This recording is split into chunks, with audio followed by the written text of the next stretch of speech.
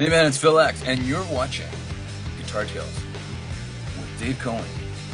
And Guitar Tales, guitar tales. Like, what else do you need, right? Guitar. We're geeks, nerds, gear, inspirations, positive vibes. Look out.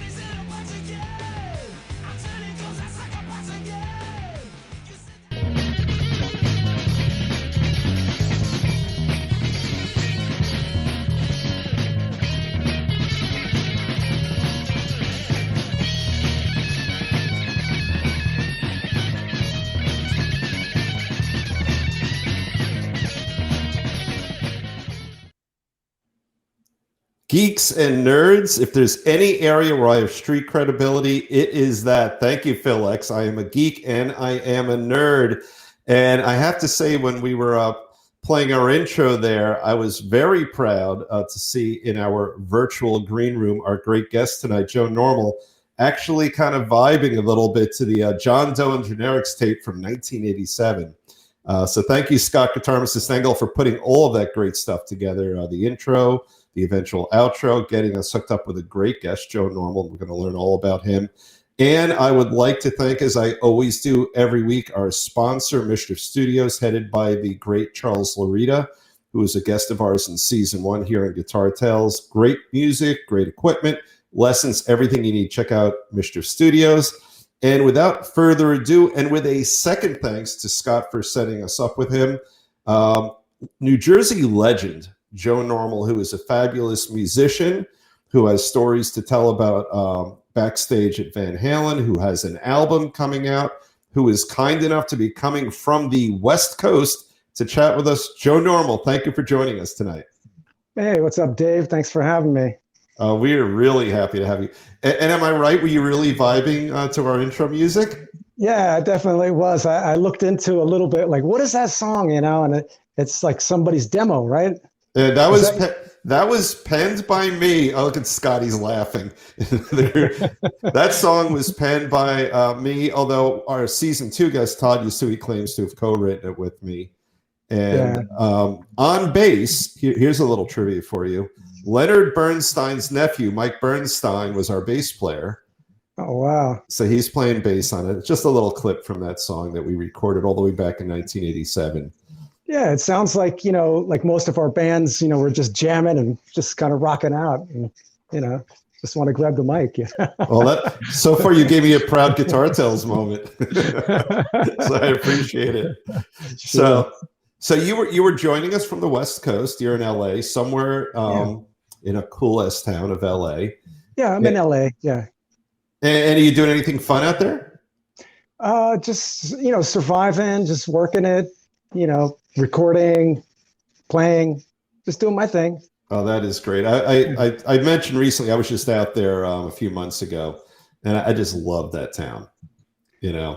LA's it's got a lot going on, like the music business has changed over the years, Right. It's kind of like, we came out here when it was just like totally kicking ass, like back in the 80s. Okay. I've kind of built a life here and I'm settled here. But like you guys have Asbury and that's where it's happening, man, It really is. I'm embarrassed to say that I probably had a 25, 30-year absence from having gone to the Stone Pony. And I've been there a couple of times recently to see Liz Roberts of Girl Bossa Nova out there. And then we saw the great Matt O'Ree and his band. But literally 25, 30 years I hadn't been there. And I forgot how amazing the Stone Pony is. And Scott plays there all the time. And it's legendary. Yeah, totally is. Yeah.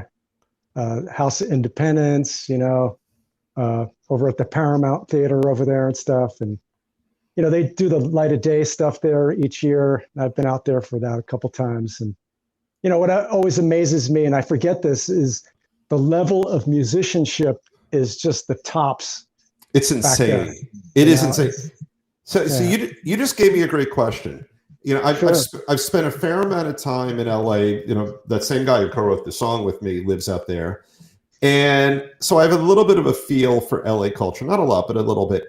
So as you're sitting there in LA right now, do you feel this level of longing and nostalgia for the authenticity that is Asbury Park. Yeah, definitely. You know, I think like LA is a film town, you know, it's very image Yeah, conscious, you know. right, So right. like LA, like when it comes to like music, everybody's thinking about their look first and their image and their, Yeah, you know, they use the word brand now, but it's yeah. just You got to it's brand image, yourself, right? you know.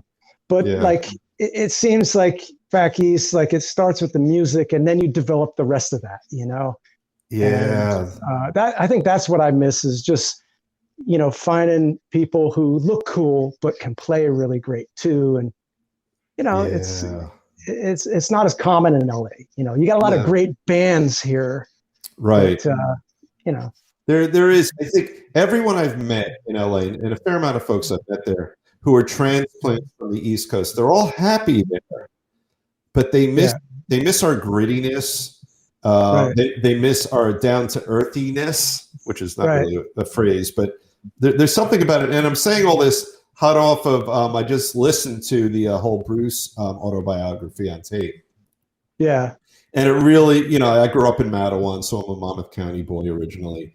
But you know, that really brought me back to back then what Asbury was. You know, he's still 15 years older than I am or so. yeah, But even, you know, the later years, it's still, you know, you go to Asbury right now, even the culinary scene is artistic, you yeah, know.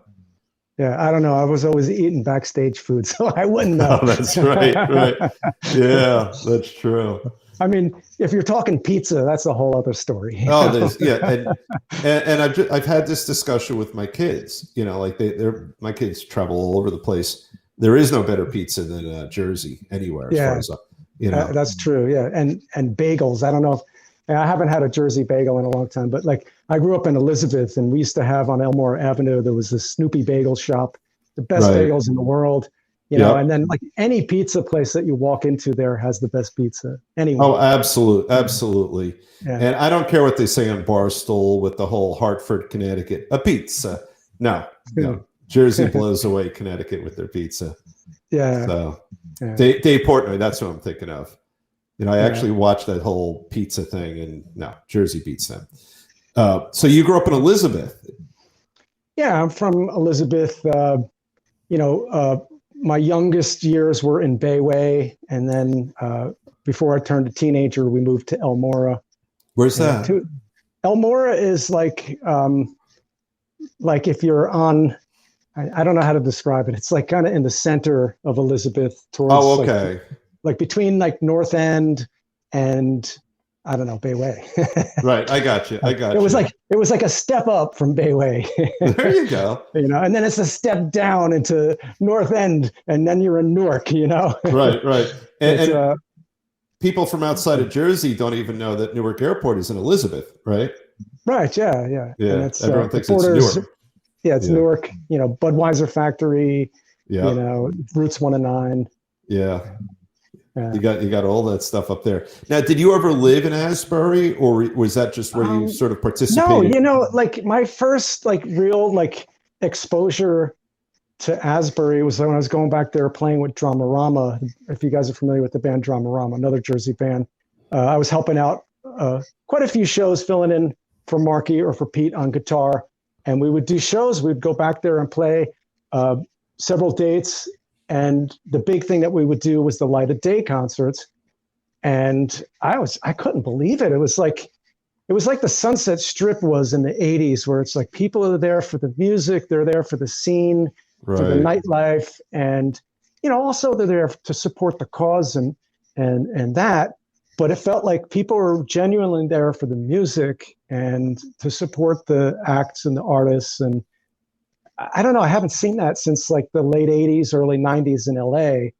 And then to go back there uh, to Asbury, which I don't know, I just thought of it as a beach town, right? I knew the Yeah. history of Springsteen and that whole thing, but like being from Elizabeth, like that was a million miles away from the scene that where we were. Like we were more attached to like New York City Oh, and yeah. Right. and North, CBGBs and all yeah, that. yeah, Gildersleeve, CBGBs, the Bowery, you know, all those things, St. Mark's Place, and like Asbury to me was like we didn't go that direction. We went mostly north, you know, Yeah. and or across the water. So for me, going there with Dramarama was my first real exposure to it. I thought, man, this is great. It's like, we got to come here and try and be a part of this. And like I was saying, like I consider myself sort of bi-coastal, and I try to get there when I can. And I realize that, hey, I'm from here, and people here appreciate the kind of stories that I tell and the music that we make. And, so I've kind of like put some effort into kind of bringing some of that more into my style.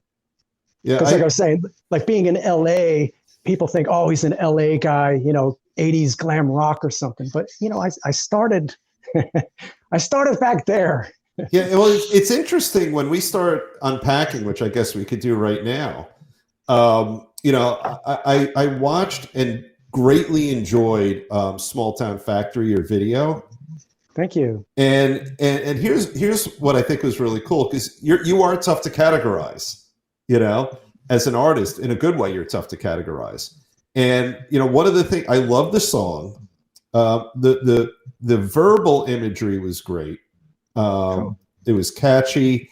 And then one of the things that I picked up on that you did with the video, you made the factory a character in your video, not just your song. Yeah. And I thought the way that worked, and we'll put a link at some point in post so people can find your video. But it was really beautifully done, and I love the way you told your story, not just through the music, not just through your lyrics, but through showing us that character, that factory. And I thought that there was a gutturalness about it that did immediately make me think of Springsteen in his younger years, but not precisely. It's Joe Normal. It's right.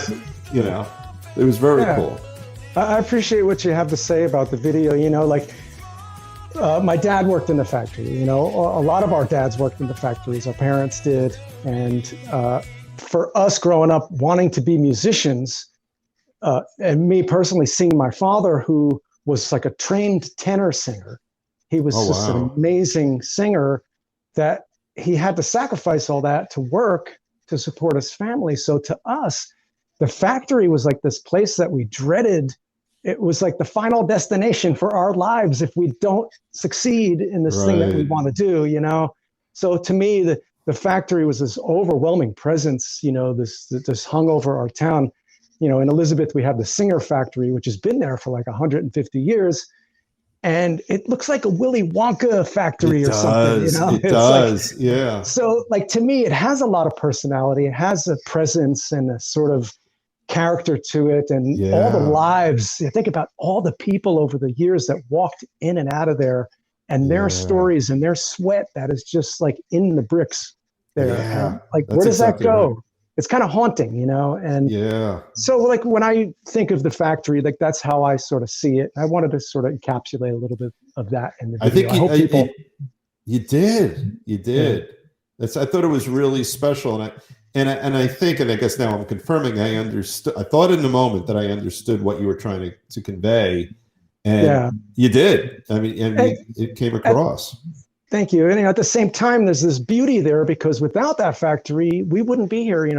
That was the livelihood that it was given to our parents. And, so we're grateful for this thing, but it's like, it's there.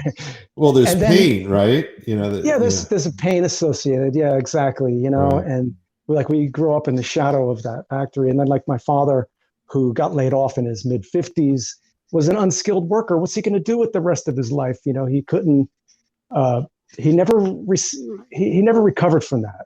And so, in Elizabeth, we have Wilson Jones, which was where he worked in the big factory there over like borderline Linden.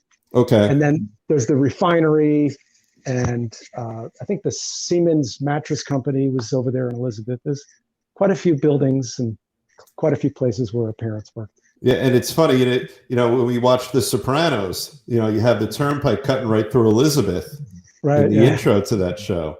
Yeah. I've seen that many times coming over the Goethals Bridge. Yep. Staten Island. And I'm always amazed by the sign, and I tell this to everybody. New Jersey welcomes safe drivers. So in LA, where people cannot drive to save their lives, it's like, no, they cannot. I'm that guy who's all calm behind the wheel, and while everybody's like all road rage and shit.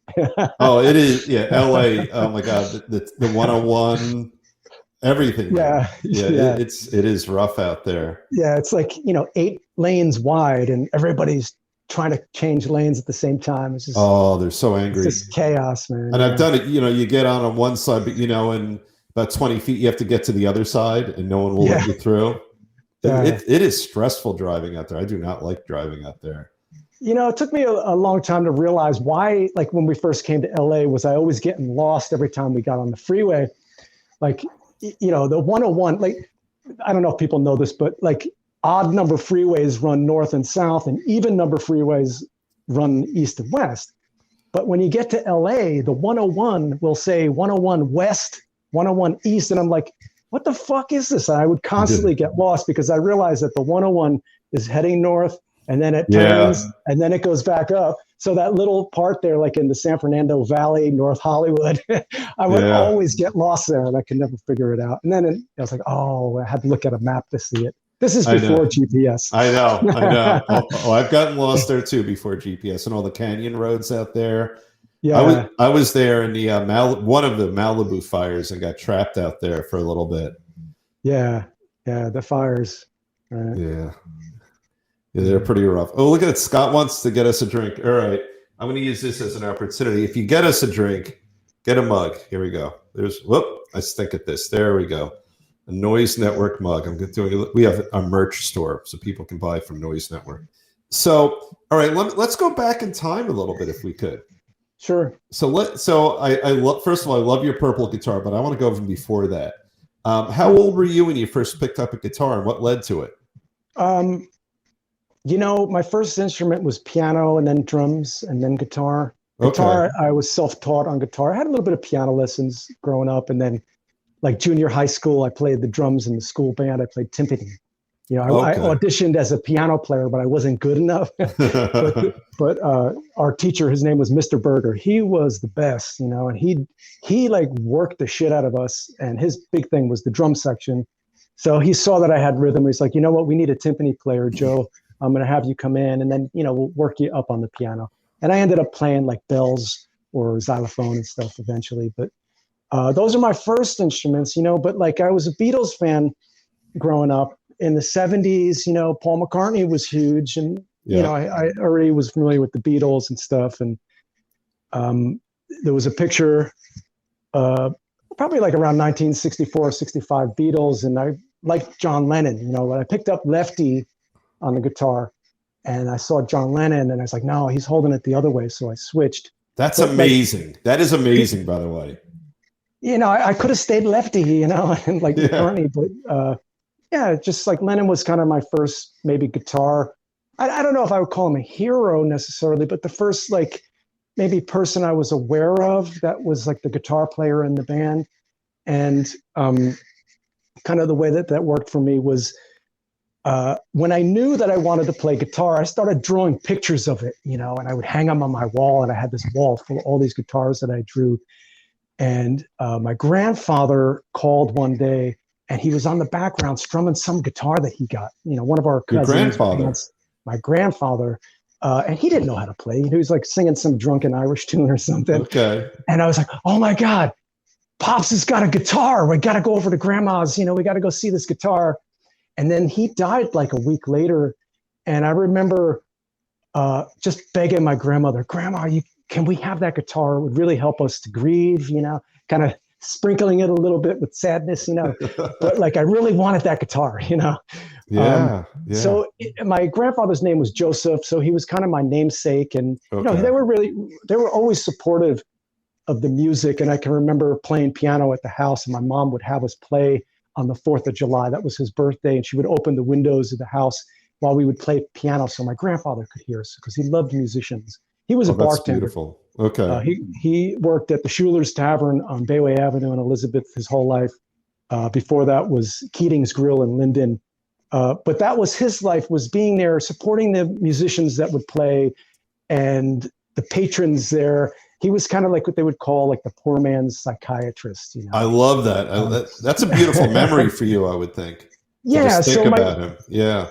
my grandfather, my namesake, Joseph, his guitar went to me. He spent his life working in a bar, and so did I, but from the other side of the counter. Yeah, that's know? right. And That's like when I yeah. made that connection a few years ago, and I thought, man, this is like such a beautiful story. I got to start writing this into my songs and kind of imparting that into the music. So that's kind of where guitar started for me. That was around when I was in junior high school.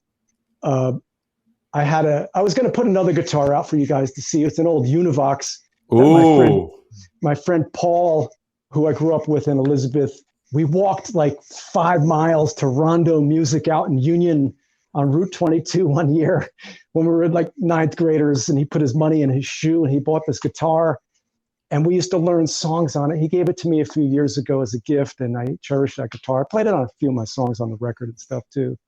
Wow, that's a great. I'm going to stop you there. That is a beautiful story. And here you are, a little later in life, and that guitar that took you guys on a 5-mile walk with cash in a shoe, and then it ends up on an album.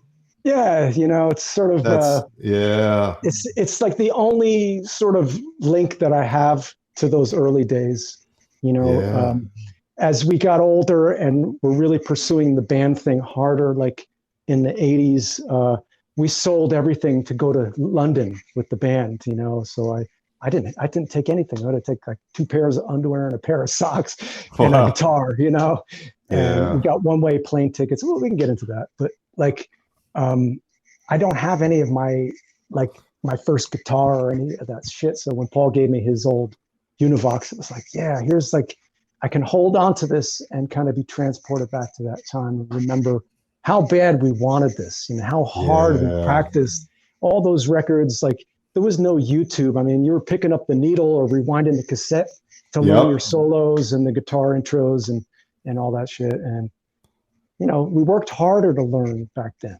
And I think it was harder.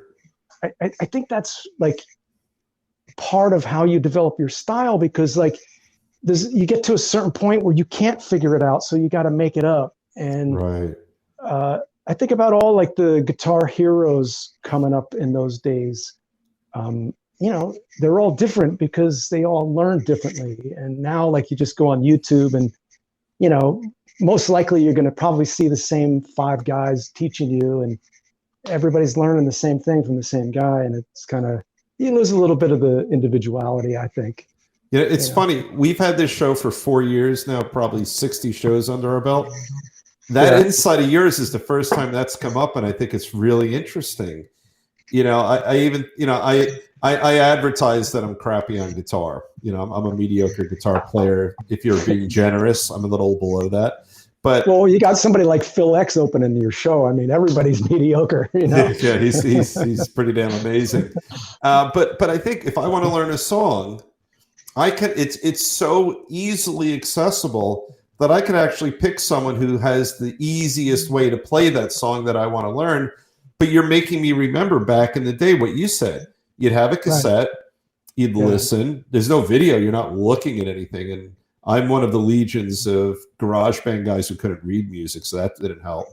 And then you sort of figure out a way to play it that it, for me, it was within my skill set. But for someone who's a little more advanced or a lot more advanced like you're figuring it out in a way that's consistent with your playing style and personality.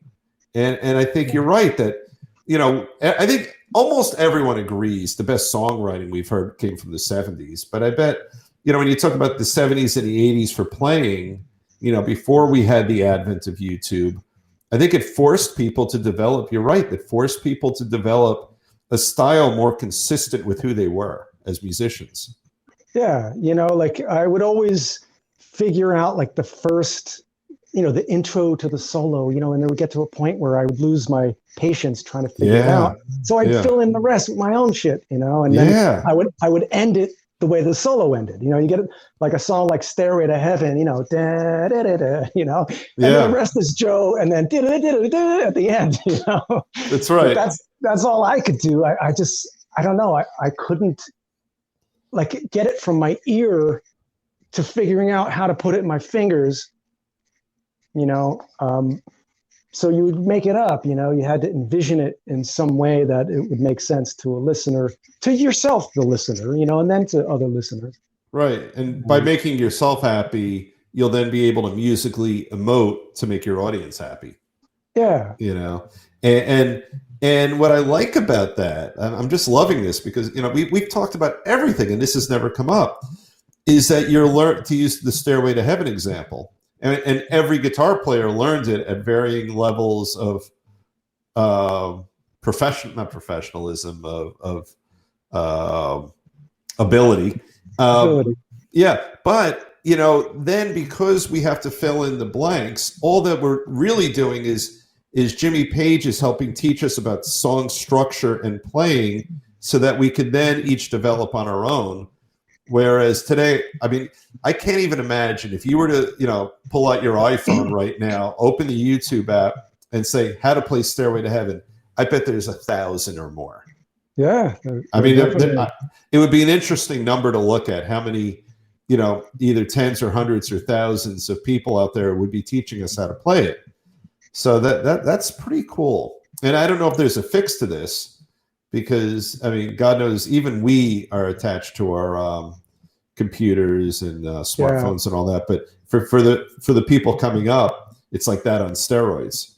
Right. Yeah. I mean, it's like a crutch, you know. And yeah, like I have a couple theories about it. I call it revenge of the nerds, you know, like guitar, you know, rock and roll is from the waist down, you know, and for years, like, you know, it was I don't know, like a ballsy dominated music. Yeah. And then the 80s come and all this tech starts to come in, and then suddenly it's like computers, and like now the nerds are winning, you know, and it's like gone is all the balls and everything is tech now, and it's like you're right, how to edit on the computer. And it's like I can make this joke, I call it Revenge of the Nerds, because it's like that's a good point, though. The balls have been like sucked out of rock and roll, and it's all done on a screen now. And it's like all the tech guys won.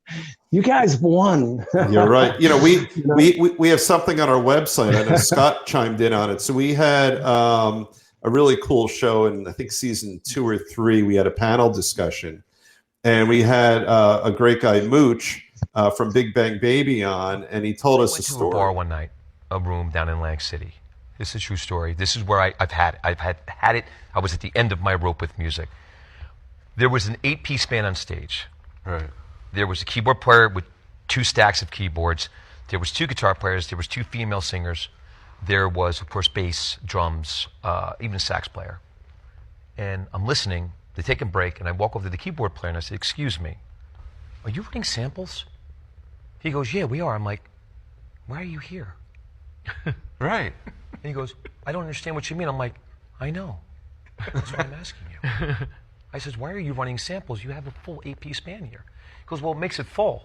I'm like, "Huh, all right, well, listen, have a great night. Here's $1. I put a single on his keyboard and went, "I'm very sorry." So yeah, there's enough people there to cover it, you know. I know. You know, it's funny, like I've seen something recently. I was out at a club, and like I'm in a position now where I've been without a band for a while, and I want to put something new together. So I've been going out to kind of get inspired, see other people.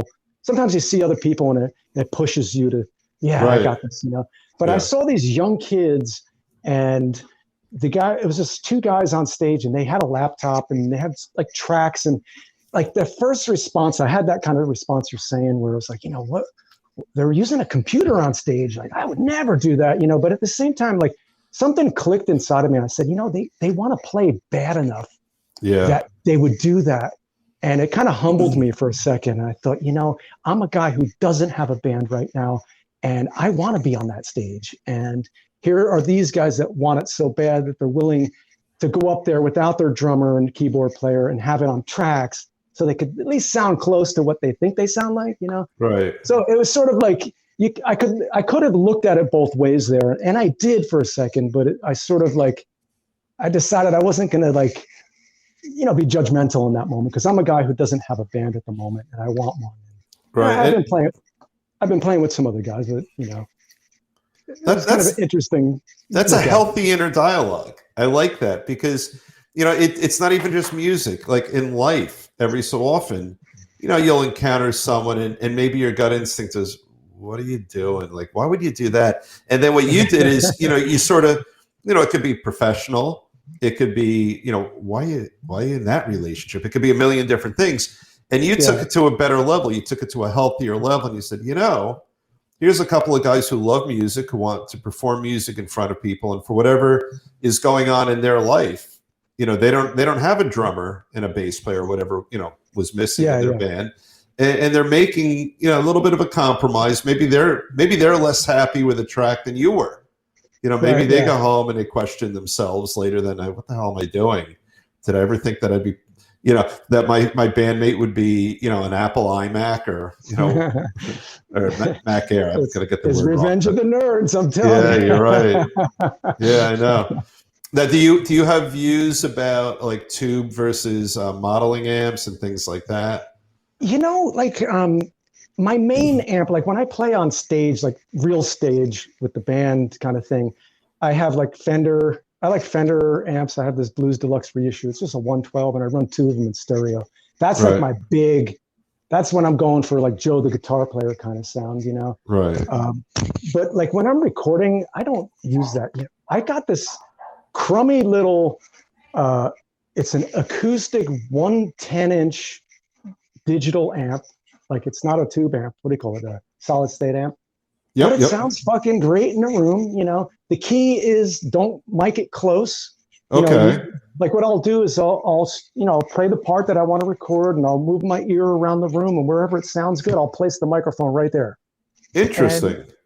And, I could be 3 feet away. I could be, 8 feet away or whatever. And, that's the sound that I want for the song. That's what I do. And I don't know. I'm not like a Marshall Plexi guy. I'm not like, an AC30 guy. I just, there's a point like, I want to say like towards the late 80s where I realized there was like a road I was on. I was like, I could either like work really hard to be a fucking amazing guitar player, or I could start working on songwriting and be a songwriter. And I thought about that. I was like, there's going to be more, there's going to be more guitar players that I'll be in competition than there will be good songwriters. Absolutely. So I thought, I'm going to do, I've got a way that I look at the world. I'm a storyteller. I was already writing. I'm a writer. I write poetry. I write short stories. I already have that. So when I bring that to like lyrics, I understand rhyme and meter and that type of thing and storytelling. So it was like, I'm going to put the love on the songwriting. So towards like the big band that I was in at the time, we were called the Zeros, and we were the purple thing. I still have the purple in my life, but Sammy, our singer, he was the main songwriter in the band, and a lot of what we did was his stuff. So the songs that we contributed or co-wrote never got recorded. So around 92, when we left that band, it was like, all right, now I can really focus on being a songwriter. My brother and I, we were in that band together. So Jimmy and I really like put all our cash in the songwriting bank. And now like, I go out with an acoustic guitar and sing my songs. I can also back myself up in a recording setting and play screaming solos, or when I play with the band. I admire Bruce Springsteen, who, everybody in New Jersey does. For years, I did not until I understood him. I didn't understand Springsteen until I got satellite radio and I started listening to the Bruce channel. I'm like, oh my God, I missed out on this, Me too. I remember like in high school, my friend Leo was way into Springsteen and the River album and before that. And I didn't get it. Candy's Room. I liked Candy's Room. There was something about it. It reminded me of like Lou Reed. It reminded me of like a blistering Mick Ronson kind of solo in it. Because I was into Bowie. And, but it wasn't until the satellite radio thing about, I don't know, what was it 6 or 7 years ago that I really started to understand Springsteen. I jumped very late on that bandwagon too. I grew up 2 towns over from him, and all through high school I couldn't stand. I disliked him, and I was wrong. At least. Were you into British rock? Yes, that was the whole thing. Well, you gave me the best segue. 2 things. because as I was running some errands and I had my adult daughter in the car with me, we were on one of your pages. My daughter Hadley is brilliant and a great writer, and she said, "This guy is smart. He's a great writer." So I just wanted to share that with you. Thank you, Hadley. Thank you. And one of the things that that as she was reading out loud, she said quadrophenia. And we share that. That is my favorite album on the planet. Great movie, great story. Did you ever see the Billy Idol when he plays the bellboy in the live show? Yeah, that's the best, man. It's just a great. I get chills thinking about it because he was so arrogant, you know. And then Roger Daltrey kicks him in the ass when he's walking off stage. You know, it was the best, you know. But Quadrophenia, incredible movie, incredible. The whole album. There's not a weak song on it. In 10th grade, we had to read a poem to our class for what was our teacher's? I forgot my teacher's name, Polanowski. And I read "I Am the Sea" and pretended it was a poem. I wasn't allowed to tell her it was a rock tune, so I just read "I Am the Sea." Or is it the beach? The beach is a place where a man can feel he's the only soul in the world that's real. Yeah, you know, every time I walk on a beach, I hear those lyrics.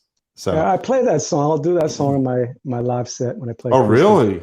Yeah. When the last time I was in England in 2018, we were out in the countryside. I was out there with Dramarama again. Okay. And there was this older guy who was an old mod. He comes rolling up on his scooter. A real mod? You met a real mod? A real mod, and he was like in his 70s, you know, and got to chatting with him. And he had prostate cancer, and he was out on the road with his scooter spreading the word about, you know, prostate cancer in men and that there's support. And I guess he was at some concert, and who's the drummer for Who that replaced Kenny Jones? Kenny Jones, Kenny Jones was big in the British community for prostate cancer. And I didn't know that. Festival, there was some mod thing that he was there at for, and I got to talk to this guy, and I just have such love for that whole mod thing. And I relate so much to British culture. I was there in the 80s. We lived there for about 6 or 8 months.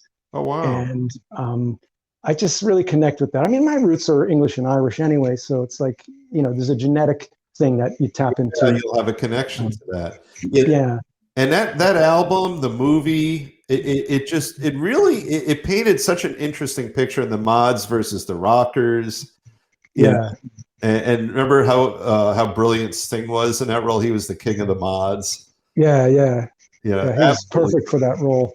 Oh my God, he still is. I mean, he's a living mod, no doubt. Well, you've given me a whole bunch of great segues, and you just gave me one right now. So let's hear the story about what brought you to end up on the other side of the pond, as they say. You know, the band I was in the 80s in New Jersey was called 000s. And, you know, based out of Elizabeth, we were playing all the clubs there, the Dirt Club, Hitsville, the Show Place. There's all these like Jersey clubs, and then New York, CBs and Gildersleeves and stuff. And we kind of got to the top of our scene because we wrote a song and recorded for Howard Stern when Howard was still on AM radio. He was on NBC. WNBC. And Sammy had the song that he wrote, and we recorded for Howard. And Howard started playing it every day. He'd open his show with it every single day. And we kind of started to get known for that. And I don't know what happened. I guess we were hoping Howard would bring us onto some of his live gigs that he would do. Like he would do these like theater shows. And I guess birthdays and things like that.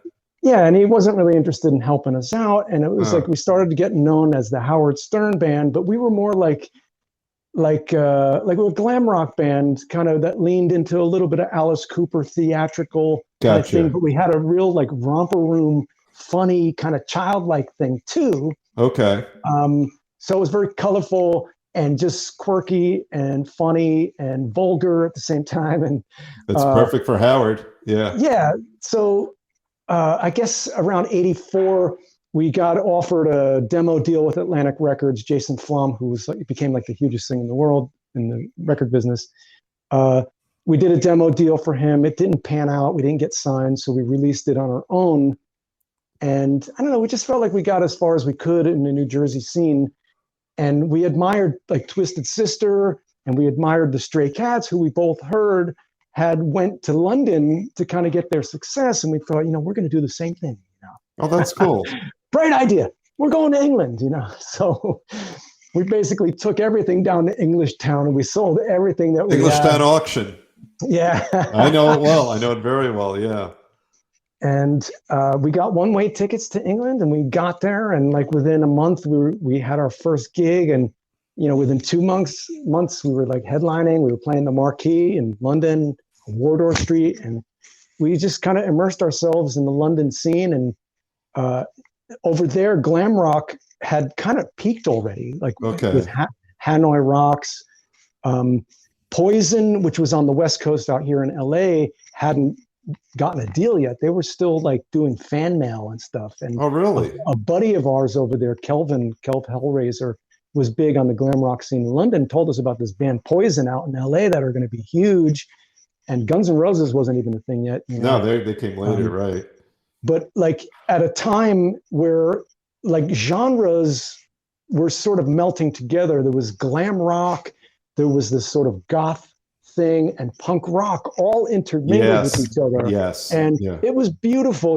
I had like punk friends. We had, makeup and wild hair friends. And then you had like, just rocker friends, like that Hanoi Rock cowboy kind of looking thing, Yep.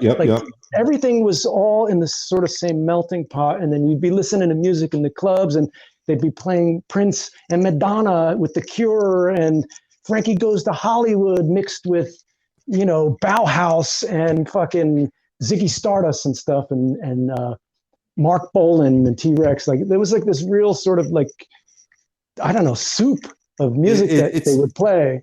It's healthy. Yeah. And like, as time would go, everything became more and more subgenre and specialty. And like, I hate specialty. It's like, I think what you started out talking about, like what I do and how I'm hard to classify, because like I grew up with AM radio, and you had like R&B, and you had pop, and then you had a Hocus Pocus by the band Focus, which is like a total rock and roll heavy metal instrumental. And then you'd hear Deep Purple followed by, Neil Sedaka, I never thought of that. AM radio was, what a great incubator. AM radio was, because I grew up on, WABC, right? That's where we would hear most of. Harry Harrison. Yeah, that's right. Yeah. And you would get, we would drive to Florida, and we would get WABC sometimes down to the Carolinas, like New York. ABC would go really far back then, I remember. But you're right. You get Neil Sedaka, whose aunt once bought me a Hanukkah present in Florida. That's awesome. yeah, that's an interesting one. And then you'd get. I guess even back then, you'd start to get the Eagles. You had the singer-songwriters, the Jim Croce's. Was that the seller say, Brandy, you're a fine girl. That's on my playlist as we speak. And then you'd hear Mood for a Day, not Mood for a Day, Heart of the Sunrise, not Heart of the Sunrise. What's the big song off of Fragile that plays the harmonics? Roundabout. Yeah. So you'd hear Roundabout on AM radio back then. Like an 8-minute song. Bands. Yep. I love the Steve Miller Band. I remember, like you were talking about, like really young and like the inspiration. Where did you get your inspiration? I remember I had the sheet music for Fly Like an Eagle, and there was a picture of Steve Miller on the cover of it playing a Stratocaster. And I thought, it's the guy with the guitar, because I hadn't moved over to guitar yet. But somebody told me, Joe, you look like Steve Miller. And dude, the stars went off in my eyes, man. I was like, I look like a rock star, man. So what was I, like, 10 years old or something? But the seed was planted. Thank you, Steve. Yeah. and what I do these days, I have Apple Music, and I'll just say, I don't want to say it too loud because it'll happen, but I'll say, hey, SIRI, play. Right. Yeah. And because my phone's right next to me, and that would screw up, and Scott would get mad at me because I'd screw up our audio. But I'll do a Steve Miller channel, and holy crap, when you move even outside of his popular stuff, Yeah. He's phenomenal. Like I've sort of Yeah. rediscovered, because I own 2 vinyl albums of his, the Fly Like an Eagle and whatever else I own. Yeah. But stuff that I never heard of growing up. He's just great guitar player, great songwriter, great singer, or a good singer, I guess. Good singer. Yeah. Good, He more had than his good own. enough. He had his own thing. He wasn't Yeah. like virtuoso, but he like produced, like the records were produced in a way where it kind of had, I think he had a level of artistry. Maybe looking back, they might call it pop rock or something, but to us, it's just, or it's classic rock now, but it was like, it's cool shit, like it was thought about, it was thought out. And the guitar sounds and the layering and the vocals and this, he would use synthesizer. And, he made really intelligent use of synthesizers, because he made his songs very pop friendly. Yeah. Even though there's real rock and roll guitar underneath, I'm actually hearing some of the intros in my head right now to some of his songs, because in between every song, you'd have this weird synth kind of either prelude or, something. Yeah. And it wasn't like leaning into like, I don't know, like prog rock or something. No, nowhere near it. Nowhere near it. It was just a sound. It was like using a violin or a flute or something, like, what do you call it? An embellishment or whatever. Like what's that song? In the Wintertime. Remember that song? In the wintertime. And he had all these ethereal kind of noises going on. But I know we're supposed to be talking about guitars, but while we're on keyboards, like my favorite like keyboard stuff was Greg Hawkes from the Cars. I thought was an innovator, as well as Richard Wright from Pink Floyd. Those 2 guys were like the innovators in my book as far as piano. And what's interesting is 2 names that people don't know, right? Yeah, that's pretty cool. Excellent guitar bands too. Like Elliot Easton from the Cars is like one of my top 5 guitar heroes. David Gilmour before him, Syd Barrett, incredible songwriter and artist. First 2 Pink Floyd albums are my favorite. Everybody knows Dark Side too, and oh my The God, Wall or whatever. And everyone you just mentioned, I think, is playing for the song and not for themselves. Yeah. Definitely. I mean, there are great guitar players who play for themselves. I mean, look, we worship Eddie here on this show, but Eddie didn't always play just for the song. Eddie played a little, if we're going to call it for what it is, he also played for Eddie. He liked to show off a little bit. And that's partly why he's one of our heroes, because we all aspire, to that. But like in the Cars, none of those leads are playing for anything other than the song. Yeah, it's like a little mini pocket song within the song, the solo starts and it takes you on a journey and it wraps you up at the end and leaves you off sailing into the chorus or whatever comes next. And clean and tidy. Yeah. It's just like a little song within the song. And then his choice of guitar, like the tones he would use, the effects that he would use, everything was just perfect for the music. And so like modern at the same time, but at the same time so classic. When you think about like My Best Friend's Girl, I think the first 2 Cars songs I heard was My Best Friend's Girl and from the first album. But like Best Friend's Girl was like a rockabilly song, and like that's awesome, man. Like, here's like the biggest new wave band in the world, and they're playing like rock and roll. You're right, and Scott's chiming in. We could look at our screen over there. Neil Giraldo, same exact thing. He is. I mean, he could do as good a solo as anyone anywhere. But he had like a ferocity, like he had like a real passion in his playing. And those Pat Benatar records are just like smoking solos, man. We did. I had to play rhythm because I can't do anything. We played Heartbreaker in one of my bands. And Hit Me With Your Best Shot. But he played for the song, and God knows he's someone you could hear even in that he could do, he could do this sort of show offy stuff, but he would play for the song. And you know who else I saw in your bio? You're an Elvis Costello guy. Oh yeah, the Armed Forces album was where I really got into him when that came out. I remember, back in those days, like this is high school, and my family were kind of working class. We didn't really have a lot of money, and I didn't get allowance like most kids did and stuff. So like I would get money for lunch. I would get like 35 cents a day for lunch money. Right. And this is in 1978 or 79. And Right. I would save my lunch money. I wouldn't eat lunch, and I would save up enough money to buy an album every like 3 weeks or whatever it was.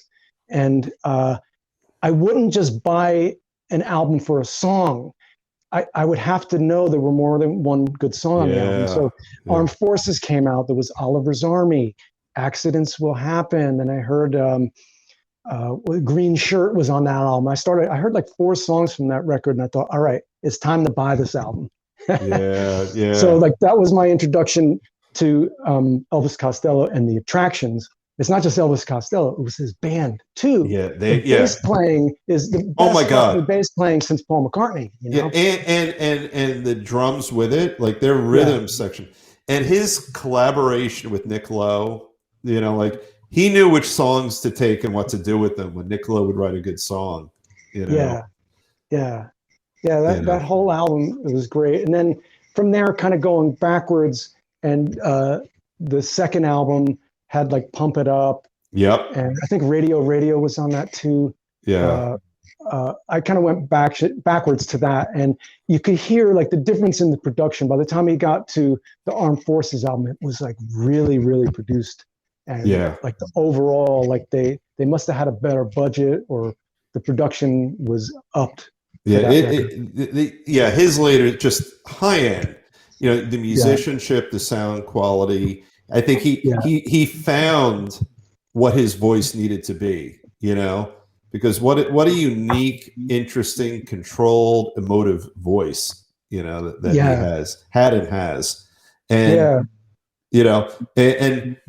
I'm gonna thrust another segue upon us. Sure. So we're talking about production, talking about albums, and all of that. You have an album coming out called Public Works, so I want to talk a little bit about that. Yeah, my album Public Works is out now. What is it? 12 songs, I think. But it's basically about the influences of growing up in the Northeast, sort of working class life in the Northeast. There's some themes that run through it, a couple topics in there. It's self-produced. I did it myself. I began kind of during the pandemic when there was no band stuff happening. Right, And right. I released a few singles at that time, which ended up becoming part of this album. And I just kept going until I had a complete album. And I thought, what am I going to call it? And I always like, having the name Joe Normal, I think just sort of signifies sort of like the every person. And Yeah. I like, I used to go by Hutchworks because my last name is Hutchinson. Okay. And the idea of music as a body of work. And I like Public Works because the appeal that it's like for everybody. I'm hoping that there's some topics that most people relate to, like summer jobs and, working life and the struggle for survival and stuff. And when I say survival, I just mean, just to make ends meet, No, I know. And by the way, if anyone's watching right now, pause your screen, and we have the QWERTY or the QR code. It'll take you right to everything that Joe Normal has right there. Scott's put it on the screen.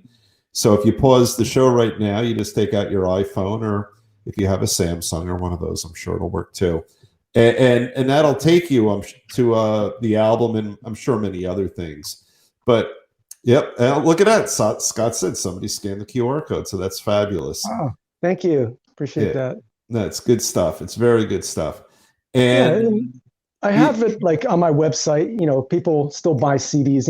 At shows, people buy CDs, and I know people think, "Oh, nobody listens to CDs." Well, people don't buy them to listen to them. They buy them because it's like a souvenir. Yeah, they listen to it on Spotify or Apple Music or whatever, and it's available on all the streaming things. But if you like, like a tangible thing you can hold, I have them on my website or whatever. So. Yeah, I think that's important.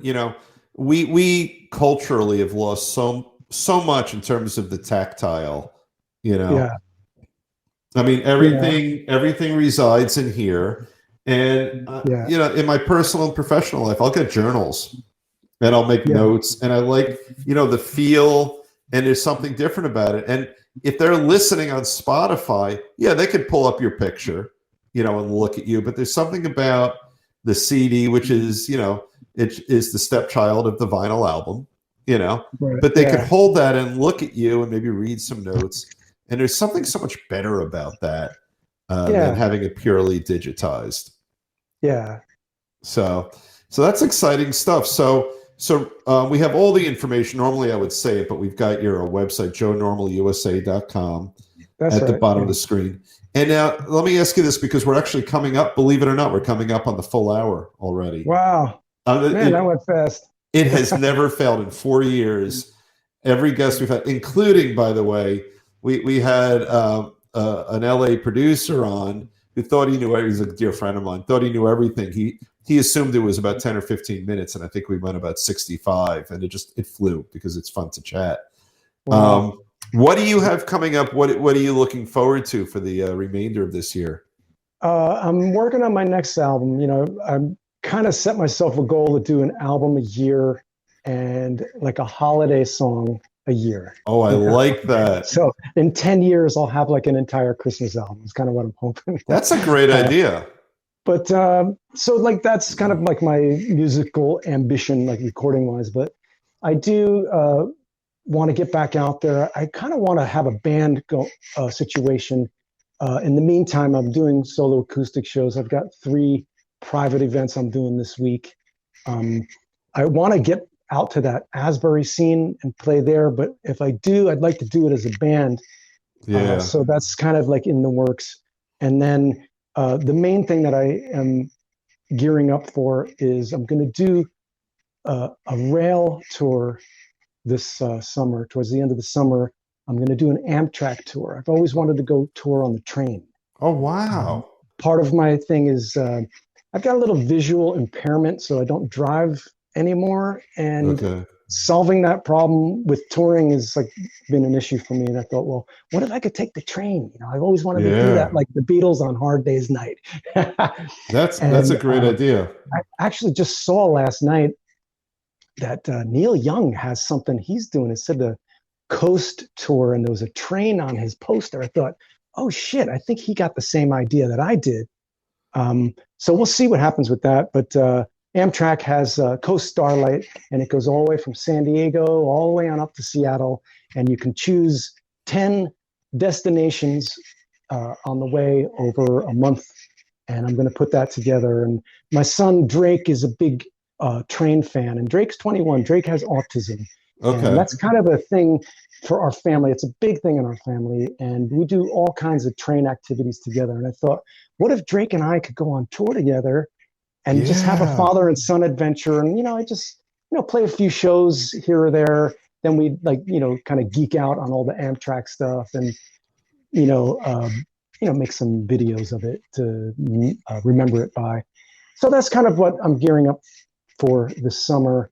And if anybody wants to kind of donate to a little film that we want to make of the tour of the train, you can go to my website. There'll be a little PayPal thing there, or on my YouTube, there's a donation link there. In any of the videos, just go to one of my videos. You'll see a donation link there. Well, that's perfect. We got the QR code on the screen.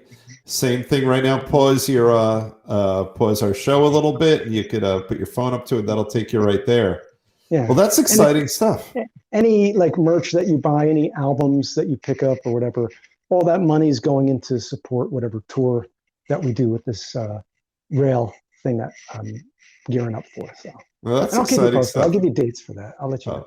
Well, and if you ever, not if you ever, but when you come to Jersey, look Scott and I up. Scott lives right near Asbury, and I live close enough to Asbury to easily make the 45-minute ride up. So we'd love to hang out with you and watch you guys play. We have to go get one of these. Everybody, don't forget the mug, okay? Oh yeah, that's right. Here you go. I'll give you it. Here's our merch. Yeah. We have all sorts of merch there. I'm really bad at that. Noise Network. We have lots of merch. But thank you so much. Buy us a beer, buy us a coffee today if you're watching. That's right. That's right. You have like a link or something where people can do that to support the channel, right? There we go. Scott's putting it up right now. Buy us a drink. That's right. Yeah. Well, Joe, this has been great. I knew it because we were chatting maybe 10 or 15 minutes, not even 10, 5 or 10 minutes before we started taping. And I knew this show would just fly right by. Oh, that's cool. So we do truly appreciate your coming by and doing the show with us. Thank you. Just real quick, I just want to say, I kind of been looking at some of the shows to get a feel for what you do, and You had Todd Yasui on, Yep. who I know because I was in a band with my buddy Anthony Slow Motorcade, and Todd came down and actually auditioned as a singer.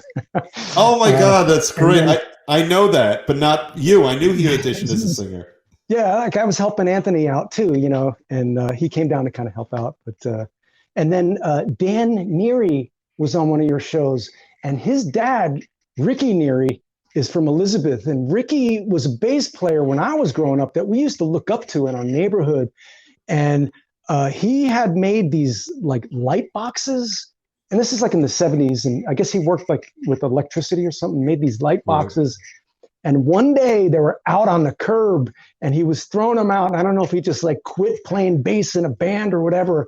And I saw him and I asked him, "Hey, Ricky, are you throwing these out? Can we have these for our band?" And he was like, "Sure, Joe. Yeah, you can have it." Oh, that's and, great. And then I see Dan on your show and he's like a blazing, blistering guitar player now He too. is. And that's his son. And it's just kind of like, all the puzzle pieces are starting to fit together, good old New Jersey. Oh, that is great. Those are some great connections. Really great. Yeah. And by the way, Todd, the song you were vibing to, Todd's Yeah. on drums on that song. Oh, I didn't know that. That's so wild. Yeah, because we were in a band together in college. I didn't realize that. Okay. John Doe and the Generics featuring Michael Bernstein was our band. So that Yeah. we bring it full circle. That's so wild. How cool is that? Oh, that is great. That is a wonderful small world thing. Why do I have a feeling this will be a reel? Yeah. Scott's nodding. Yeah. Oh, I'm so glad you brought those things up. That's fantastic. You put a big smile on my face. Cool. So, Joe, thank you so much for joining us. It's been a ton of fun. Yeah. Thank you so much, Dave. I appreciate it. And thank you, Scott, too. Oh, absolutely. So everyone at Guitar Tales, thank you for joining us again. Check out Joe Normal's page. Subscribe to anything he does, please, on his YouTube page, on any other pages he has. And while you're at it, hop to our page, subscribe. This way you can find out about all the cool shows we have coming up. And I want to thank again my friend of 40 plus years, Scott Guitarmist Engel, who is our publicist, our booker, our producer, and a million other things. He is absolutely wonderful. So thank you so much. Have a good night, everyone. Take care. Take care.